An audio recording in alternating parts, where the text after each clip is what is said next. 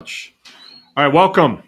Welcome one, welcome all. It's Mark coming to you from Baker's Green Acres. This is the Anyone Can Farm live chat with yours truly. I'm coming to you from lovely Marion, Michigan.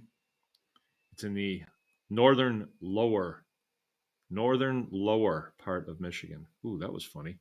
My screen just flat. You see that? Oh, the mouse. All right, I got a mouse. Looks like somebody's put a new battery in it too. Awesome. All right, well here we go.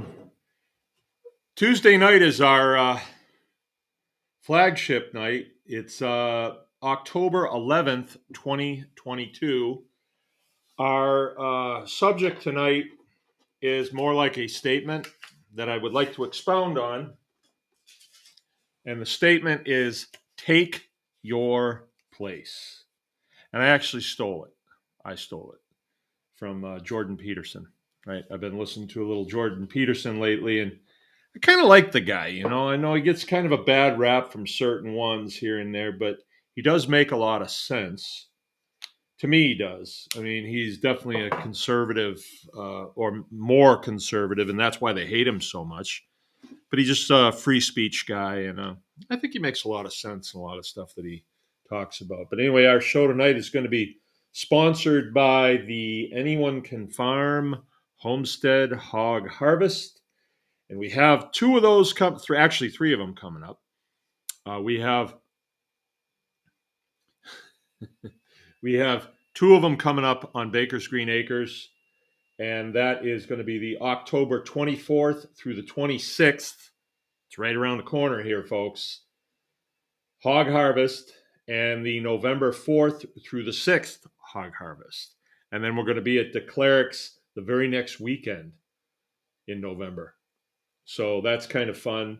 We've got the December 3rd and 4th beef class. Anyone Can Farm beef harvest class. And then December 11th and 12th, we'll be doing our second annual charcuterie class, which we did two of them last year, and they went really well. Really well. Glad we did it. We added the beef class this year after doing a little beef processing last year with some of our trusted personnel. We had some people come and help us do a beef, and just so we could gather some data. And we needed to be sure it was something we could do here. So I think that it's going to be a pretty good class. I think it's going to be an excellent class. What am I saying? I know it's going to be an excellent class. But a beef class requires two full beef to do, because we've got to kill one of them 2 weeks prior and let it. So on the day that the class shows up on a Friday or Saturday, it's a Saturday, Sunday, we'll be killing a beef. We'll be skinning it, eviscerating it, splitting it, and then cutting that into thirds, each half into thirds, and then hanging that, right? And that is a process in itself. It really is. And what's the nice thing about this when you're doing it at your place, once you get that done, a lot of it you're going to be hanging up. You always do it in the wintertime, and then you just hang it up. You find a place where you can hang it, and then you can get it processed as time permits. Some parts of it you're going to want to process sooner than other parts of it. And we go through all that, and the reason, the how, the why, and all that stuff. And it's a great process to know how to do, especially if you live on a homestead that has a lot of grass, because beef are really nice for converting grass into beef. And even if you don't have a lot of grass, let's say that you have a fairly infertile piece of ground, beef will require about 30 pounds of dry matter per day. 30 pounds. So you can do the figuring on that. If you're buying 500-pound bales, or you're buying 900-pound bales, or you're buying 100-pound bales, you can do the figuring on that. But you also want to look at what else you're going to get out of that beef. You're going to get 50 pounds of manure from that beef every day. So they're going to require 30 pounds of hay, but you're going to get back 30 pounds or 50 pounds of manure. So if you're on slightly or very infertile land, beef are the way to go. Of course, you're going to have to haul in hay, but hay's really quite inexpensive when you get right down to it. Around here, I think 1,000-pounders go for around $70. You know, it's they're not giving it away, but it's still fairly inexpensive for what you get out of it. Let's see. Let's do a little quick math on that. And sometimes 1,000-pounders are not exactly 1,000 pounds. You need to know that. It's more or less a size, and I don't really know what that is. I know my bales are about 750. So let's say you've got a 500-pound bale, and you're going to divide that by 30. You're going to get 16 days out of that. 16 days, so about half a month. And that's for one cow. Okay? 1,000-pounder. And it's worthwhile to get weighed, get these things weighed. 1,000-pounder, you're going to get 20 days out of it.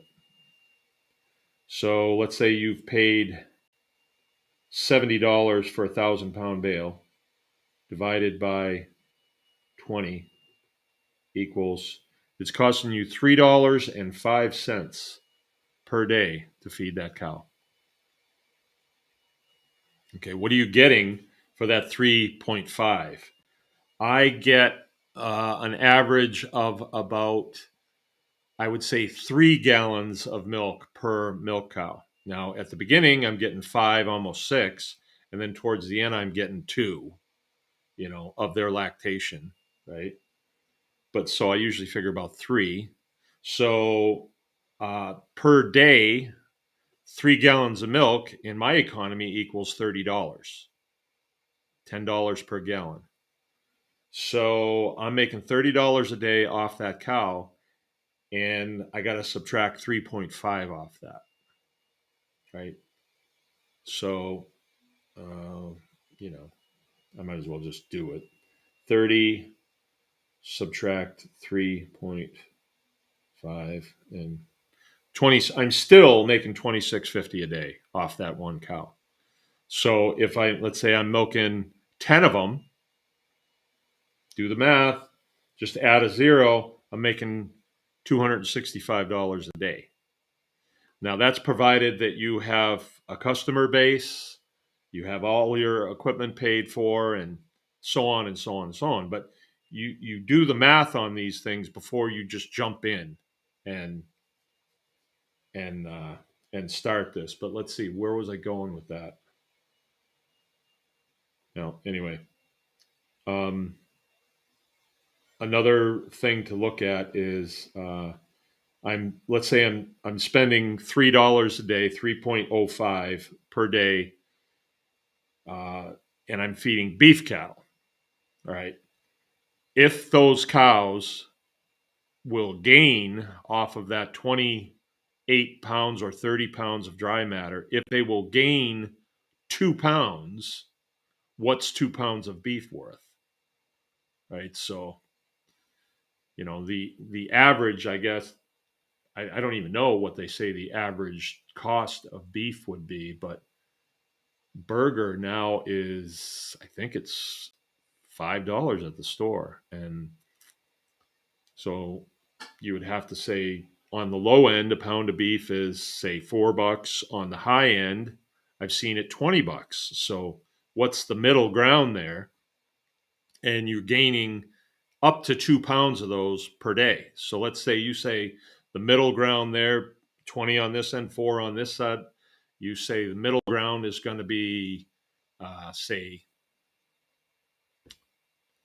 I don't know, that would be $8. That would be the middle ground.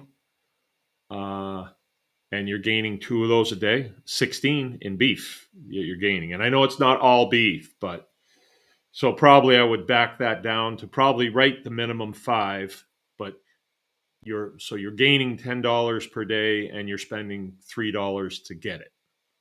So you're still coming out ahead. Plus you're getting 50 pounds worth of manure out of the animal. And all the while you get to have your pet cow. Cows are great. I love my cows. I just love them. Anyway. Okay. So those are the classes that are coming up. Um,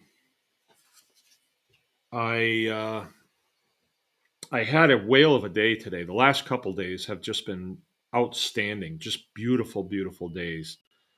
Um, Perfect weather to work in. I made the mistake both days by saying nothing can stop me, and I should never say that.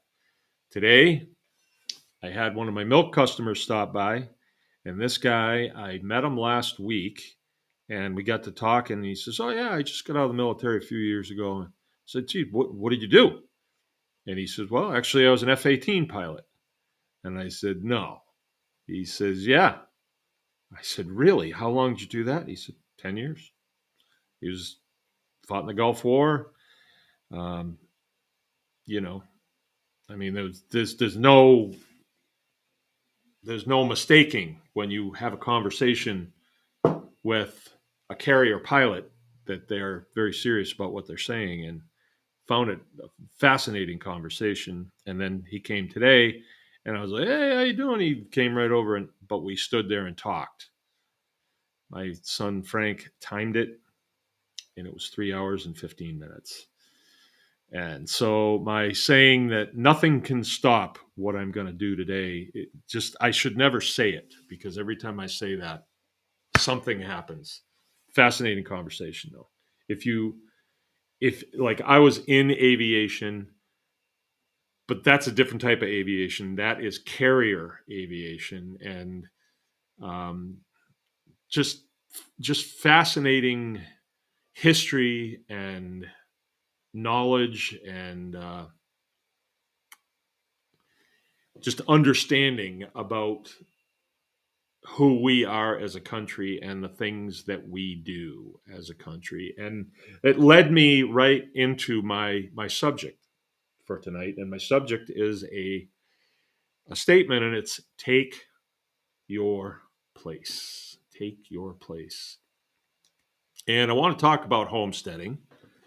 More and more, we are realizing that there is a new America emerging. There is. I'm seeing it. I am seeing it real time. I'm having people come to me and inform me that they're going to be farmers also. And when I look into who they are and what they're about, I find out that they did not grow up doing this, and they have just seen this as a lifestyle and a part of Americanism, that it's a good place to start, right? To jump in. And when we see things like are seeing in Holland right now, where farmers are actually licensed to farm, and we understand the shenanigans of some of these governments, what they're doing. Our government's not far behind. Our government has some real problems. It's not the government as a whole. It's just there are certain people that have infiltrated into the government, and they definitely have an agenda. And it's, even though on a daily basis you hear outrageous things, absolutely outrageous things, you still have the American that steps up. And that's why I was able to stand there and talk with that gentleman today. He's probably 10 years younger than, well, he's got to be 10 years younger than me. Got to be 15 years younger than me. I mean, I've been out almost 20. Um, and to realize that we have people like that in our country, you know, very high speed individuals. Um, there's a lot to know about carrier operations that maybe I'll just put it this way. If we if you understand the complexity of flying an airplane, first of all, but then you're gonna take an you're gonna build an airplane that has thousands and thousands of horsepower. Um, you know, does we'll go supersonic. We'll do Mach, I don't know, 4, I guess. They really cook. Extremely complex. And then you're gonna fly it off of a ship. And even better than that, you're gonna go do whatever you're supposed to do, and then you're gonna come back and you're gonna land on that ship. That ship can park 200 miles off the coast of any country that it wants to. And countries that we're friends with, they can park even closer than that. And 200 miles, that's where the international waters begin, is a hop, skip, and a jump for an F 18. Just a hop, skip, and a jump. I mean, they go so fast. I don't even know how fast they go. They go really fast. So it's a tremendous, tremendous advantage to have carriers, right? And we have about, I think, 14 of them right now. And I think there's about 19 of them in the world. And Russia's got one, but it's broke. The Chinese have 2. And you may think that's a huge threat that Chinese have carriers, but it really isn't. And here's why. And this is what I'm getting at: taking your place. This guy that I'm talking with, who is probably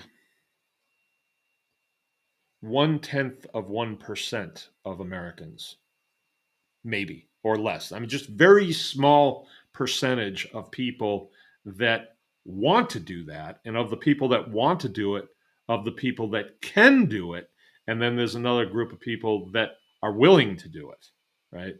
This is extremely rigorous duty, extremely, and it's really high speed.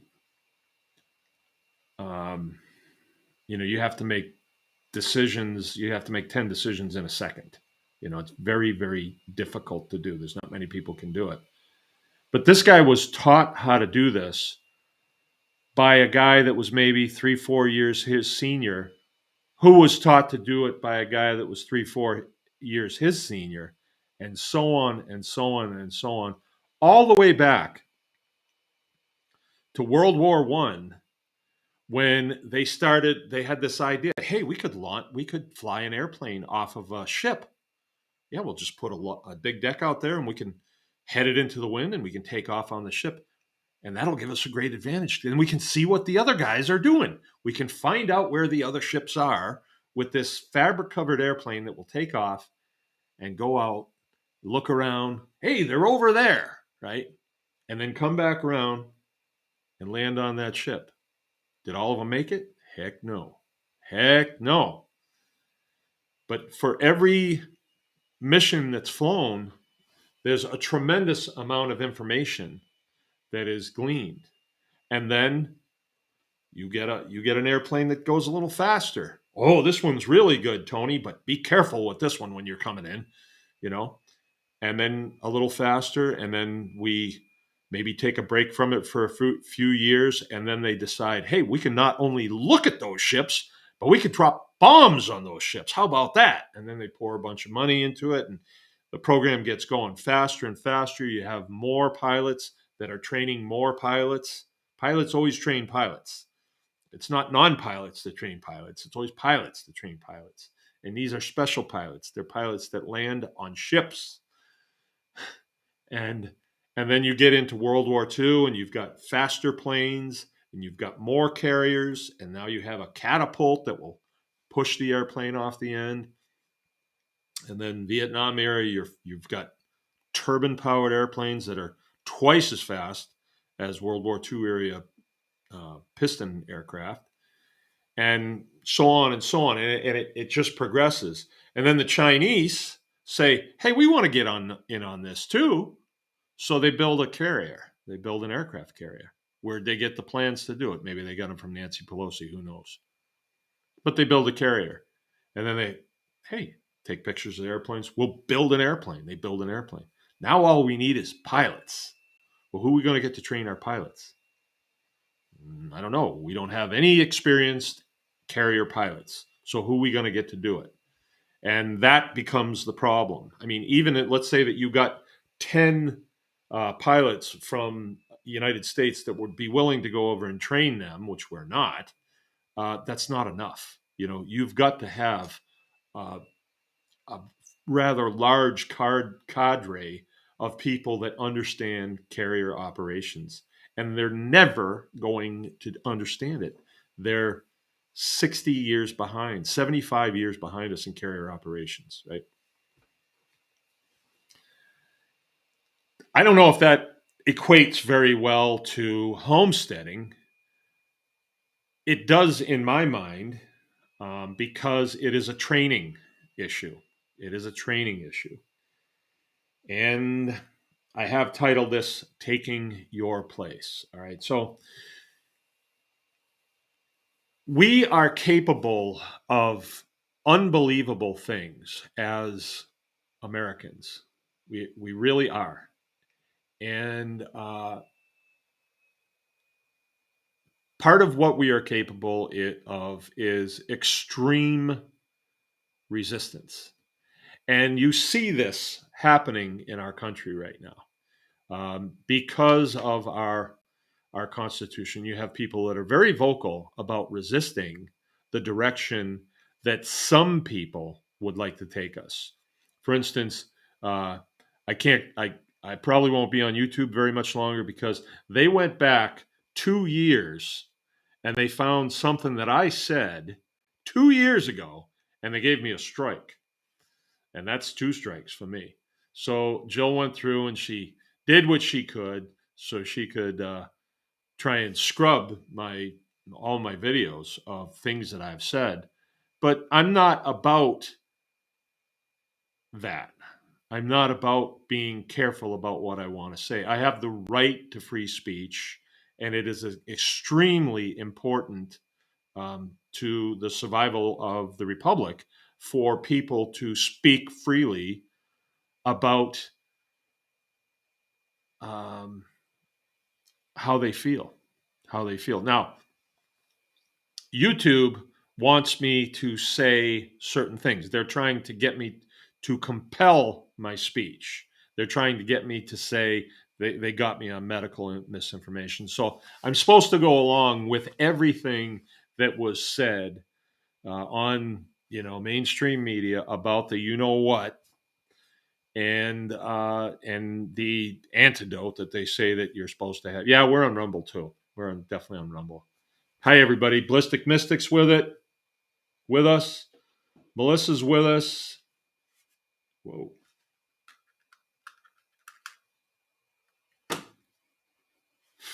My mouse is dead.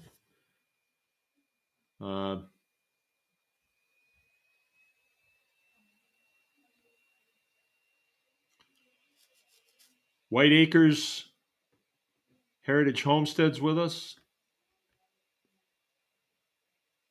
All right. Very, very important that we exercise free speech, and I've done that on here, and I encourage other people to do that. They want me. They're trying to compel me to say things that I don't believe are true, and I'm not going to do it. And I've given you other examples, and a lot of times I like to quote or I like to talk about the Bruce Jenner thing. I'm supposed to say, "Oh, the guy is just unbelievable," or the gal is unbelievable. What a hero! But see, I don't feel that way, and I'm not going to play make believe just because some 65-year-old guy wants to put a dress on. I don't want to make believe. I'm not going to make believe. I don't think it's heroic. I think it's dumb, right? But that's my place. That's the place that I am called to be, and I'm doing that. We're a pretty strong group now. There's over 3,000 people in the tribe now, and one of the factors that makes that a pretty tough organization is you either have people that are doing this thing or feel very passionate about this thing. And the thing that I'm referring to is homesteading. What is homesteading? It's an umbrella term for a lot of things, but it kind of centers around food production and self-sufficiency and self-reliance. Self-reliance is a big one. Like, we pride ourselves in being able to fix our own equipment. So therefore, we don't buy too complex of equipment because we want to be able to fix it. We pride ourselves in being able to build what we need. So, I have a welding machine. I have a lot of cutting tools. I have lots of saws. Um, I have the ability to fabricate what I need, and I take pride in that. And I'm not done yet. I need to have a lathe at some point, machine tools. I need a lot more stuff, but I am taking it as I can do it. I mean, I have less time than anything. That is my constraint really right now, is time. There have been times in my life when I've had more money than time, but now I have more. Yeah, that's how I am now. I have more money than time. I'm at the. But other times I've had more time than money, and those are good times too, because you can focus on things and do a much better job on the things that you have. Um, okay, so we're seeing far more people come into this career field, and it's growing. And it is important. I believe it's very important for America for us to be self-reliant. Whenever we are reliant on somebody else, we're creating a choke point. And unfortunately, there are infiltrators in our country that want to choke down freedom. They want to choke down freedom of speech. They want to choke down our right to defend ourselves, choke down our autonomy as individuals. And in the process, and it really doesn't make that much sense what they're doing, because in the process of doing that, they're actually cutting their own throats, because usually it's a very elite class of people that wants to do this. Like, they want to have complete control over food production. If they control the food, then they have control over us. We're seeing right now the problem that we have with uh, a small number of entities having control over fuel production. We're seeing what's happening right now. Without strong leadership in Washington, they're going to charge you as much as they possibly can. And it's not like they have to. They don't. They still make record profits on petroleum. And so we're seeing what happens now. There was a choke point. I saw it coming a long time ago. Many of you did. And sure enough, they sprung it on us several months ago. And it was, hey, there's going to be food shortages. Well, that choke point was created, right? If we had leadership that was looking out ahead of the direction that we're going and saying, all right, there's a rough spot there. If we get into a bind, the last thing we want is to have trouble keeping our citizens fed. So let's diversify this plan a little bit, and let's get a little bit more diversified food production going, so that we can support our citizenry. Did that happen? No, that didn't happen. But the citizenry, us, saw this coming, and we said, "Let's do this." And that's really what it takes. Is we cannot rely on leadership. And I know a lot of you guys are big time thinking, oh, if we can just get Ron DeSantis in the White House, we're going to be all set. You're just going to have the parasite class that's going to double down on you if you do get him in, which they probably will, and they're just going to get more and more upset, and the struggle is going to continue. But what Americans need to do is to revitalize the American. You're not going to like this, but it's the American myth, right? What do other countries believe about us? What do they believe about us? Yeah, it's a myth because not everybody really is a rugged individual. Not really. Not really. But other countries believe that we are, right? And in a lot of ways, I believe that our homesteading um, I wouldn't say it's a push. I would say there's a sucking sound, right? We're being drawn to it, right? I mean, I might have been drawn to it before you guys were because I was out of the country a lot and I got to see other cultures, and I don't know, it was just the way it worked for me. It was way different than the way it worked for other people that are in our group. There's all kinds of different ways that people got to the point where they said, I'm going to retire. I could do this. I could go on extended vacation, but you know what? I think I'm going to start up a farm. I'm going to buy a tractor. I'm going to start tilling the land. I'm going to start living intentionally. I did what I thought was the right thing to do. Went to college, got that sheepskin, and then worked for 30 years. But you know what? Now I'm going to farm. I'm going to do that. People, it's happening right now. It's happening. Why? Because people are trying to figure out how to regain this myth, the American myth, because it is kind of a myth. It really is. I mean, there's a few of us that live it, but proportionally not that many. I mean, when I recently went down to DC and I saw what that whole area, how it functions, and um, people reminded me more of just like factory workers. They only controlled this much, and they got paid a good wage for it. But proportionally, they were all kind of living the same. It was a nice area, but there's nice areas like that in Boston too, and in other places. There's nice areas like that in Michigan too. And so, although you may have a really good zip code that works for you in whatever you're doing, you're still proportionately about the same as we are out here in the perimeter. About the same. It's not like we're driving Volkswagens and they're driving Lamborghinis.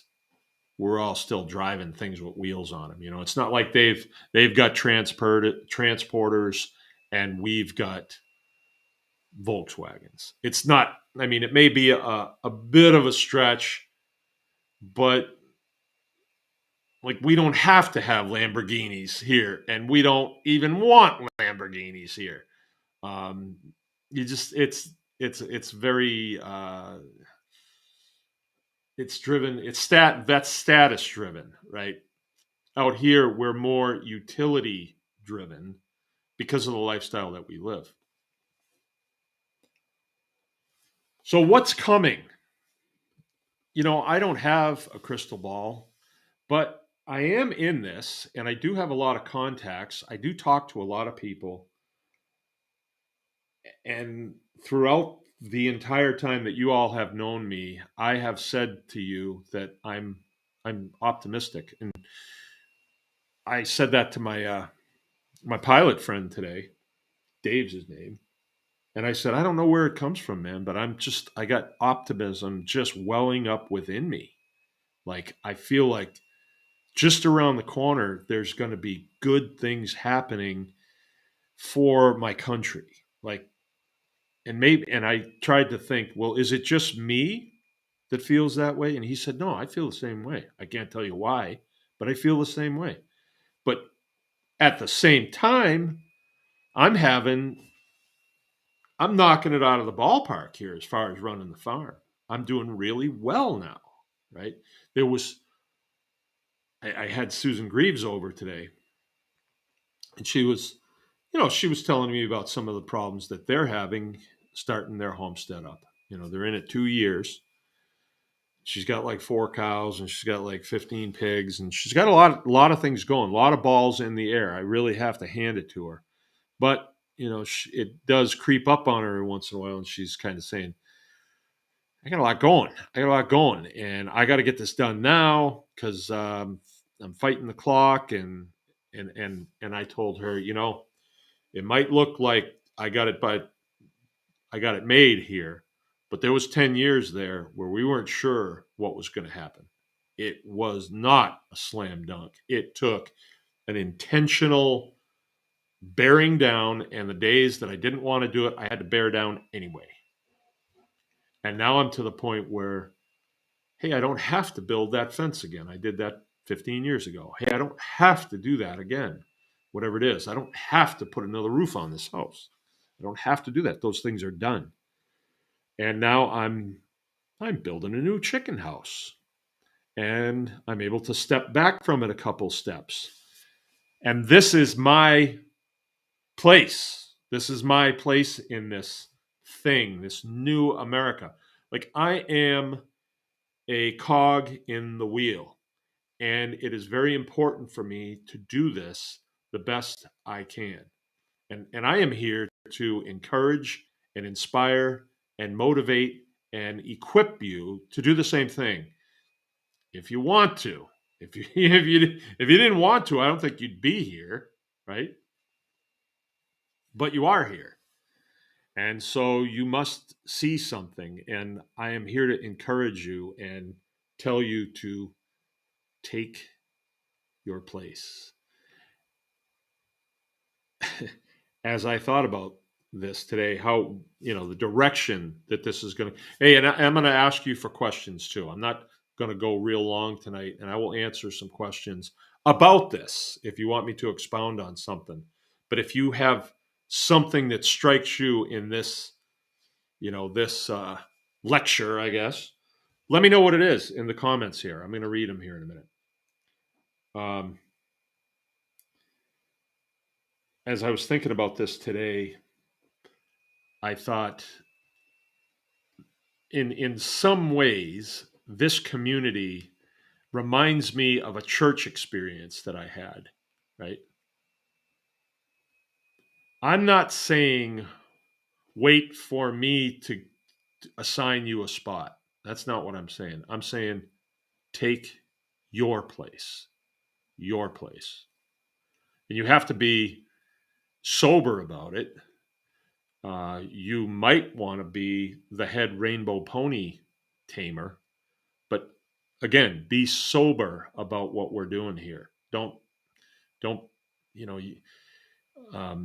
Don't take off on this after doing it or thinking about it for 2 months and then say, "Oh, I want to do this." That's not too sober about it. Take your place. Right? And nobody can tell you what that is. When people hire me to do consulting, I have to kind of feel them out a little bit because sometimes people say, "Well, I want to do exactly what you're doing," and I think, okay, there's a learning curve here, and I didn't exactly come out of an office environment when I came into this. I was coming out of a technical environment and a very hands-on environment, and transitioning to this was still a learning curve. because I didn't do animals in my previous career field. So there was a lot of learning. Uh, and so your place might not be your place, might not be what you think it is. But there again, you can't get anybody to assign it. I was in a church scenario uh, actually when I moved here, and for a while this gave me heartburn. But now I'm glad that it happened. I was real active in youth ministries for a long time, like 15 years. And then when I got here, we attended a church, and the pastor was like, "Well, you can park cars. No, we don't, we can't use you in youth ministries. We can't. No, unless your wife is with you," he says. So he's already telling me, without checking into my background, calling places where I've been, and anything like that. He's just assuming that I have to have a chaperone with me if I'm going to be in youth ministries, and that bothered me. Really bothered me because I was thought of at one time I wanted to be a youth pastor,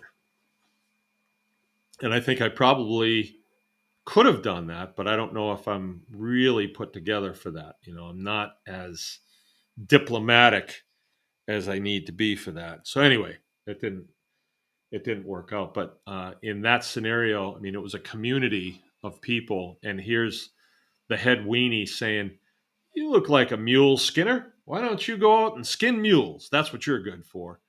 And I don't see this community that way. I see a lot of people who are coming into this community that have skills, or they are really leaning forward, ready to go. And now occasionally we have somebody come along and say, "Well, I don't really know where I fit in, but I know I want to fit in someplace. Can you help me find my place?" Sure, we can do that. I mean, that's that's like spreading seed on fertile ground. You come to me and say, "I don't really know what I should be doing. What do you think I should be doing?" "Oh, okay. Well, what do let's talk and find out where you're at. Hey, maybe you ought to do this." I mean, because if you do this, you're going to start generating the funds that you need to expand to where you want to go, instead of maybe spreading yourself too thin. We see that a lot. People spreading themselves too thin. I see it way too much. I got a mosquito in here that's kamikaze in me. So when we start to examine the American myth, um, you can almost start to feel like, where do I fit in to the American? What is the American myth, and how can I fit into that? How do I want to fit into that? You know,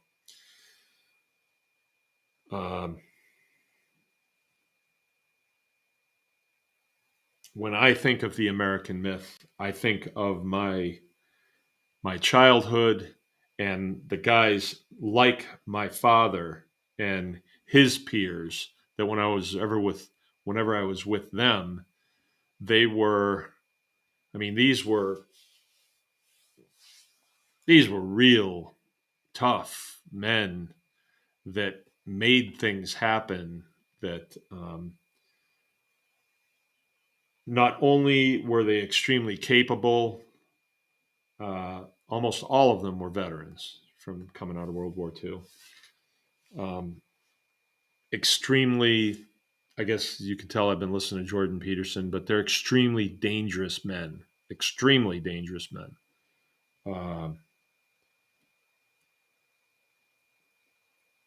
Trained, highly trained in violence, right? In extreme violence.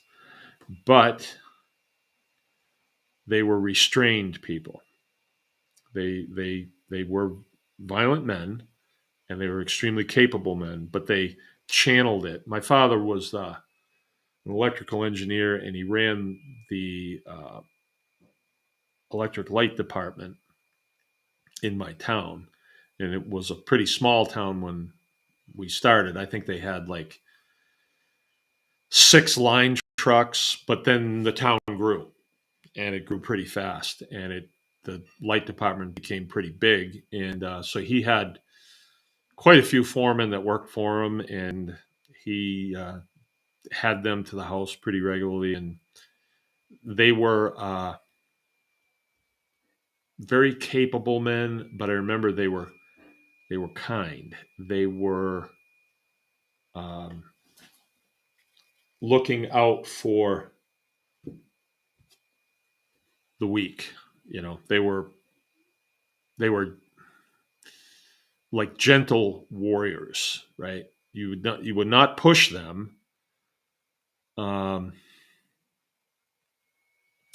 but they weren't bullies. They didn't throw their weight around or anything like that. And I still remember these guys. I eulogized my father at his funeral, and this is like 5 years ago. And I ran into one of the guys, Sonny Logan. He was probably 10 years younger than my father, so he's in his 80s. But extremely capable person, but was always nice to us kids.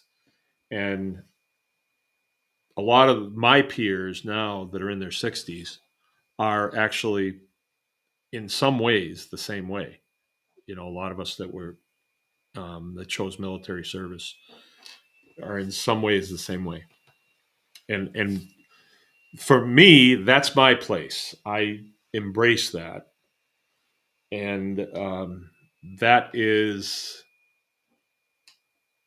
one of the attributes of this homesteading that I really like, and I would love to pass on to other men, is that extremely capable, um, extremely self-sufficient, but at the same time gentle, but also also capable of absolute brutality, totally extreme violence. I mean, that's U.S. military, unlike popular belief, only really has two functions. There are only two functions.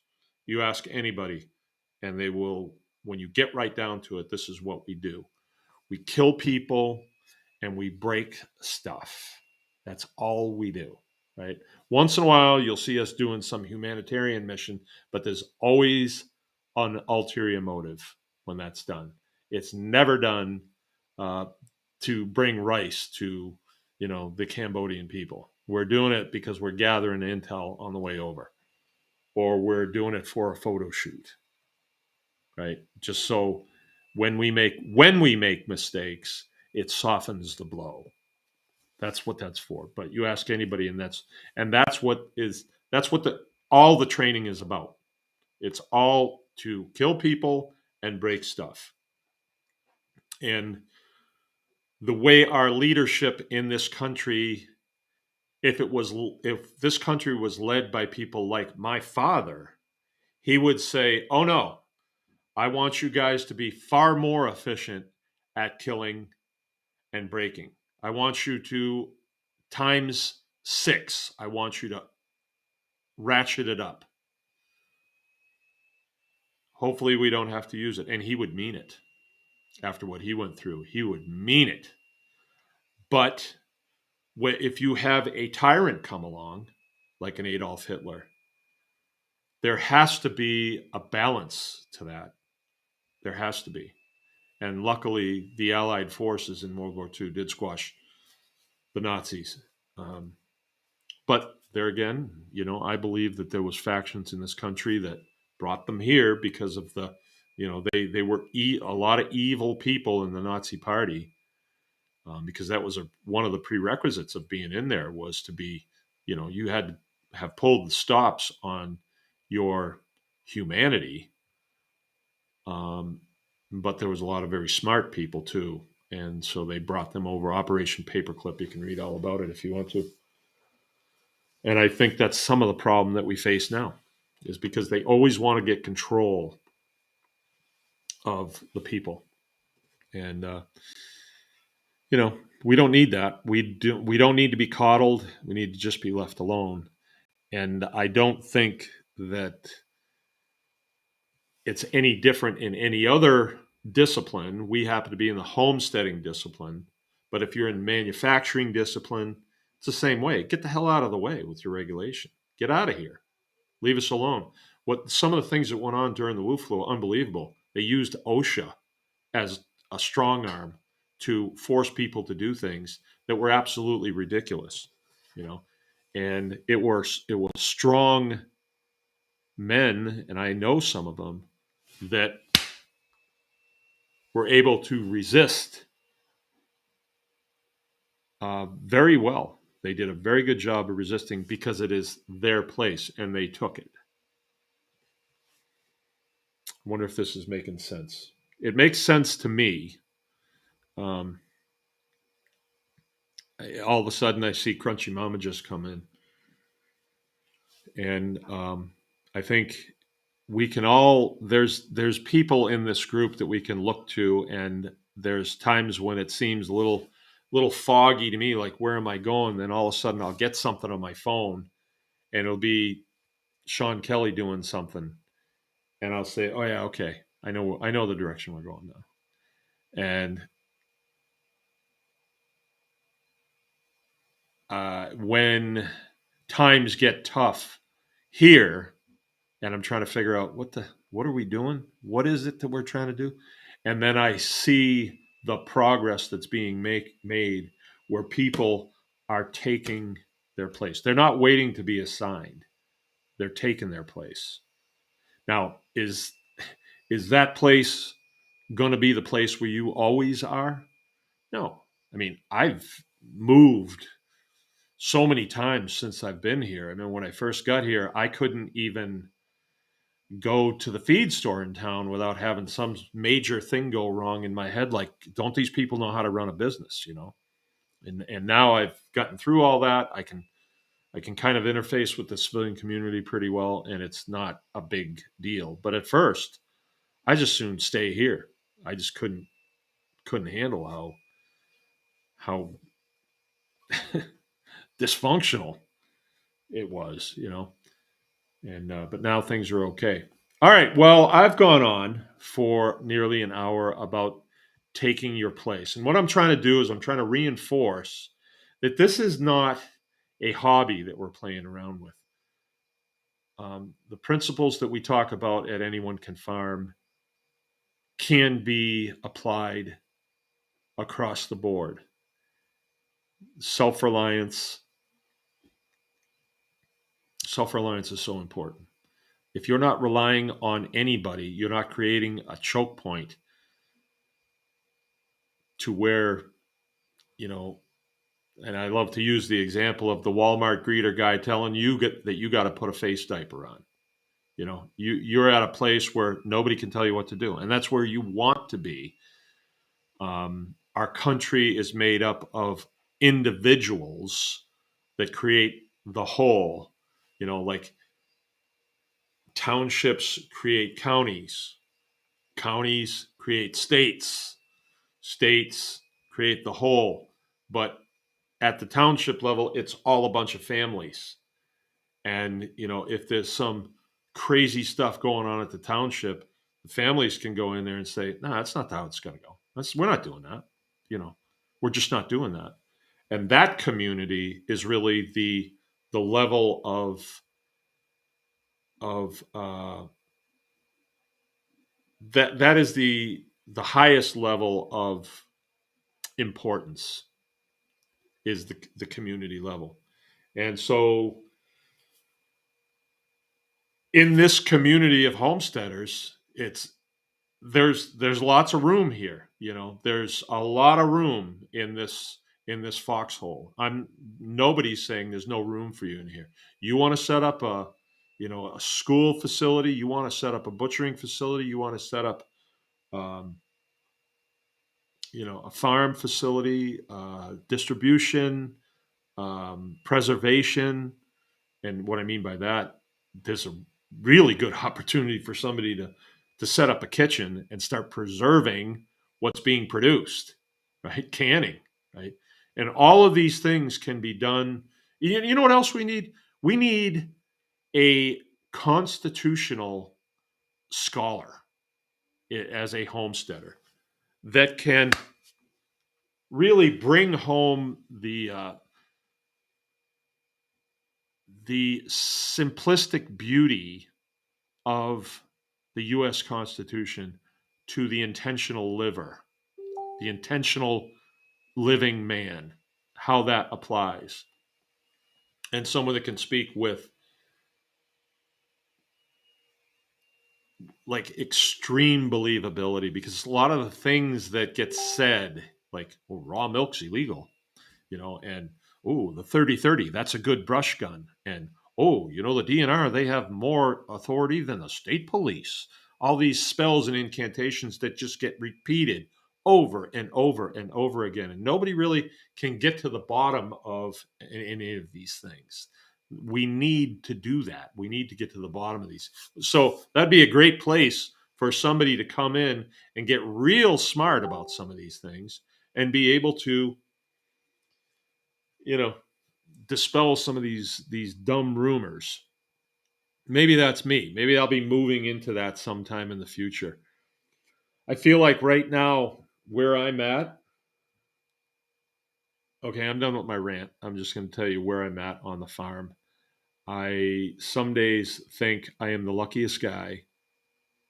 I am at the best point of my life to where I get up and I cannot wait to get out the door to go back to working on what I was working on, because it's a the farm is a microcosm of the community, and my community right now is this township that I live in is dysfunctional. It's extremely dysfunctional. You get a lot of skeeters in here tonight. They're slow though. If and no, I should say when, because we're changing, as a society right now. Um, Leadership at the township level, you could have some people in leadership at the township level that are visionaries, and they could be saying something like, "Hey, how come we don't have somebody in this community that does this? How come we don't do that? Shouldn't we? Shouldn't we have like a shop? I mean, this is a community that creates a lot of milk, a whole lot of milk. There's a lot of dairying going on around here. How come we don't have a cheesery around here? We should. You can't believe that all these people live in this township don't eat cheese. And when you look into that, you'll find out that, well, people think that you got to jump through a bunch of hoops with the state, and you got to be inspected and have the USDA breathing down your back. All these regulatory agencies that are parasitic in nature, not very helpful, and they kind of man their ranks with socially repugnant or socially repulsive people, right? That you really don't want to deal with them. Now, why is it that we can't have a better system where somebody could come in and instead of telling you all the reasons why you can't have a cheese place, telling you how to do it? This is how you do it. It's easy. Like, you would think from the feedback that I get that milking cows is illegal. I've told you this before, and that's like 10 of them I've killed. I could go on Facebook right now. I think I could actually get myself kicked off of Facebook by going on there and saying milk for sale. People will jump through their butts to tell you that's illegal, and they want you to believe the lie that they believe. Like, at what point does this become illegal? It's, it's not illegal when it's in the cow. It's not illegal when it's out of the cow. It's not illegal when it's in me. Or else here I'm doing something illegal online. That's ridiculous. Ridiculous.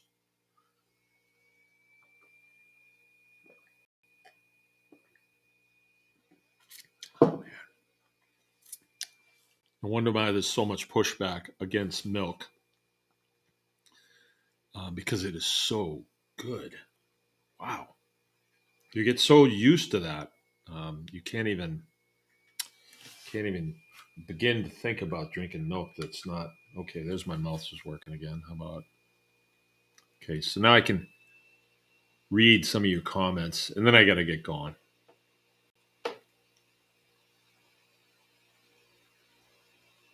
I kind of miss doing the show 5 nights a week.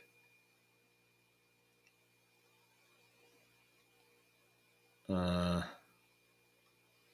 okay. Wow.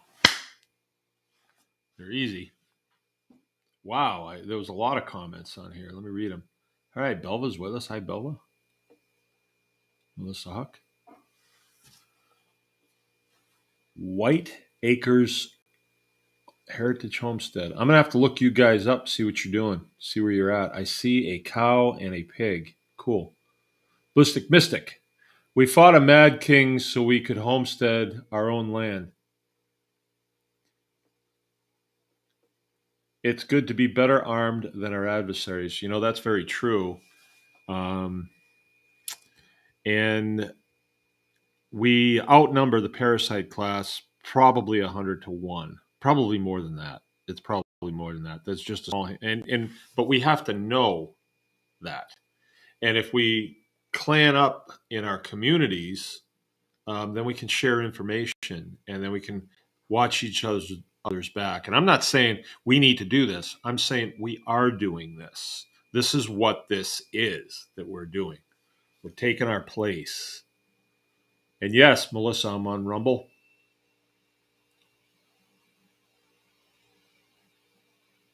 So yeah. Yeah, YouTube it's too bad. I bet you it gets fixed. I think it's going to get fixed. Youth can come to you for pastoring. Yeah.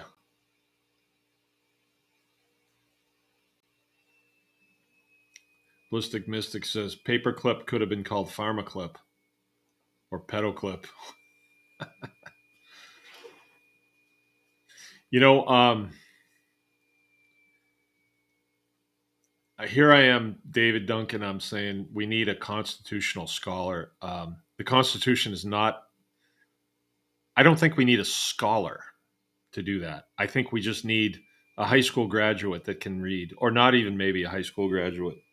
Have you guys been checking out Matt Walsh? He's going wild on this "what is a woman" thing. It's really good because I mean, yeah, what he's trying to prevent, he's got a personal issue with, and I would too. I definitely would. Um, Actually, there's somebody in this community that came to me and said something like that happened, and he's like a 70-year-old guy, and he didn't understand it. So anyway, the Matt Walsh thing is about the whole tranny thing, you know, where they're telling kids who have psychological issues that, well, it's because you're a man trapped in a woman's body, you know. And here I go with the I don't want to give medical advice, but anyway, he's taken that on, and he's got some really good arguments. I highly recommend listening to it.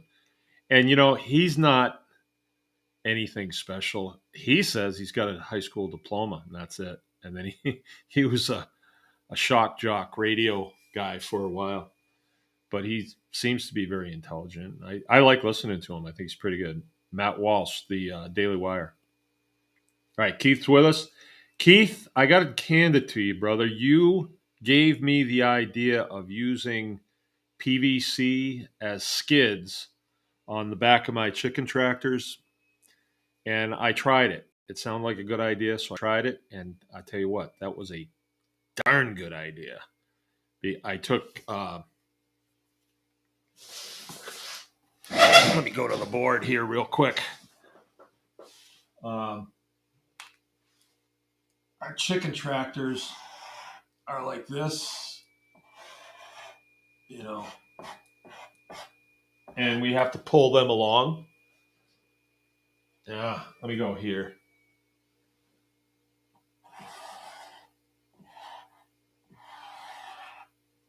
So this is the 12-foot length.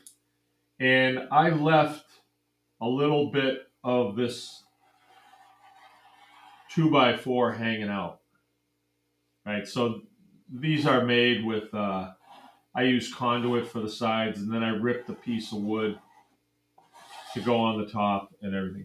But this is moving in this direction. And I took just about a foot long piece of 1-inch PVC black pipe. Is that showing up good? And I screwed it on right here with like three-inch screws. And so when you pick this up in front, this picks up. So this is off the ground about like that. Then the only thing that's riding when I'm pulling it is just that piece of PVC pipe. And I tell you what, that stuff, it just slides on the grass. So it almost slides a little too fast, but really worked good. Okay. Yeah, you use cattle panels on that? That seems like that would be heavy. Okay. There is a lot of grown-up kids looking up at you. Grown-up kids. Isn't that true? It seems like we got into adulthood, and it's like the magic of being alive kind of went away for a while there. And then when I got into this, and this homesteading is a really good thing for veterans, because veterans in a lot of career fields uh, become extremely mission orientated, or goal orientated. So you set a goal and you say, okay, as long as I'm moving towards that, I'm okay, right? Veterans don't do well in environments where they're told, okay, show up at 7 o'clock in the morning, then we'll tell you what we're going to do. Like, I didn't do well with that. I just didn't. I had to understand, well, when I get there, what are we doing? Well, we'll tell you then. We might slap a grease gun in your hand, and then you're just going to be wandering around all day doing nothing. I didn't do well with that. So with this, it's like I have an overall goal, and then I have sub goals along the way. And so I'm always engaged, and I'm always engaged, and that's where I need to be. That's where I need to be, and I think a lot of GIs are like that, and probably in other career fields out that are very demanding in the civilian world. I don't know. I didn't work in any of them, but I'm sure that there's a lot of very demanding career fields, and people get used to that high speed lifestyle, and they want to maybe shift out of it and do something more meaningful. And homesteading can definitely be that way. It can be set up as professionally as you want to, and do a lot of good for this world, a lot of good for this country. Okay, I hope I made that point. It seemed crystal clear, but then when it came out, I still get it. All right. I don't see too much action on there. Okay, there's not going to be a consulting call this week. We're doing really well with Tribe Plus membership. I'd encourage you to look into that if you want to have access to all the information that we're putting up on the Anyone Can Farm Tribe Plus It's cost a little bit to be in, but that's how we can kind of keep it going. So again, we've got a class schedule, and you can find it on the anyonecanfarmexperience.com. Ooh, what do we got here? I got Bing happening. Oh, you know what? I saw Sonia was on here, and I got some bad news about those cookies. Everything was fine until we found out that they tasted really good. So next time we see you, we're going to have to. Hey, Nancy's with us too. Awesome. We're going to have to talk about those cookies because I'm wondering if there's a way that we could work that into the overall, operation here. That's one of the exciting things about this operation is we don't know where it's going to go. We don't. Um, you look at organizations like, say, the NRA, and look at how big they are. And are the people that are really in it, are they really motivated? No, there's some good jobs there. You can make some good money working for the NRA. But are they really, really into it? Not the way it used to be. I don't think. Where people become passionate about homesteading, their homesteads. One of my favorite things to do is to go to somebody else's homestead. I love doing that because I always come back with something else, another flavor that I can add to mine. And then moving forward, I can incorporate that in again and again and again. It's really neat. You guys, I did a video this morning. It's on the Baker's Green Acres Facebook. And I'm showing this project that I've been working on for off and on for a while. All summer, in between other things. But I really needed a new chicken house. The chicken house that we have was just really small, and we have a lot more chickens now, and they're just in a pen that's dirt. And I wanted to expand it, make it bigger. I wanted to make it so that I could allow them to go out into the field and not find their way up into the housing complex. And I'm at a point now where I'm going to be letting them in the new chicken house probably tomorrow. And I actually, when I finish here tonight, I'm going to grab something to eat, and I have to shut the lights off down there, but I'm going to hang the door while I'm down there. I've been really wanting to get the door on that thing. But, boy, lots of skeeters. Lots of skeeters. All right, that's it. We're going to be back on Thursday. I believe we're going to be doing an interview with some very interesting people that are homesteaders, new, about 2 years. They've been out of the military, and very, very interesting story. And I don't know if we've locked that up yet, but we will be back on Thursday one way or another. 8 o'clock Eastern Standard Time.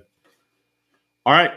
It's Mark from Baker's Green Acres. I'm going to end the stream, and we will see you next time. Anyone